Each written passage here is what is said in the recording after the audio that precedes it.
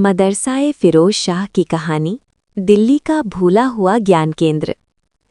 दिल्ली की भीड़-भाड़ और शोर के बीच हौस खास के पास एक ऐसी ऐतिहासिक इमारत खड़ी है जो कभी ज्ञान, शिक्षा और विद्वानों का सबसे बड़ा केंद्र हुआ करती थी। इसका नाम है मदरसा-ए फिरोज शाह।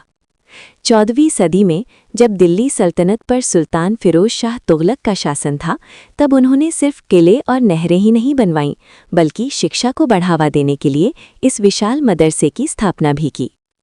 ये मदरसा कोई साधारण स्कूल नहीं था।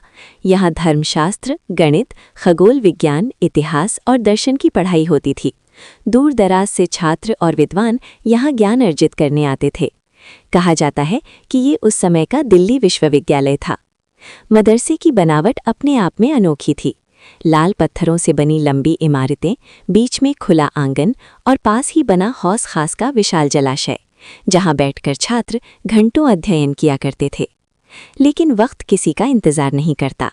फिरोज शाह की मृत्यु के बाद तुगलक वंश कमजोर पड़ा, राजनीतिक अस्थिरता बढ़ी और धीरे धीरे ये मदरसा वीरान होने लगा। जो जगह कभी विद्वानों की आवाज़ों से गूंजती थी, वहां अब सिर्फ खामोशी और टूटी हुई दीवारें रह गईं। आज मदरसा-ए फिरोज शाह दिल्ली के इतिहास का एक खामोश गवाह है। ये हमें याद दिलाता है कि भारत में शिक्षा और ज्ञान की परंपरा सदियों पुरानी रही है। अगर आप कभी हौस खास जाएं, तो इन खंडहरों को ध्यान से देखिएगा। शायद आपको भी किसी पुराने छात्र की सरसराती किताबों की आवाज़ सुनाई दे जाएगी। ऐसे ही वीडियो देखने के लिए हमारी चैनल को सब्सक्राइब ज़रूर करें।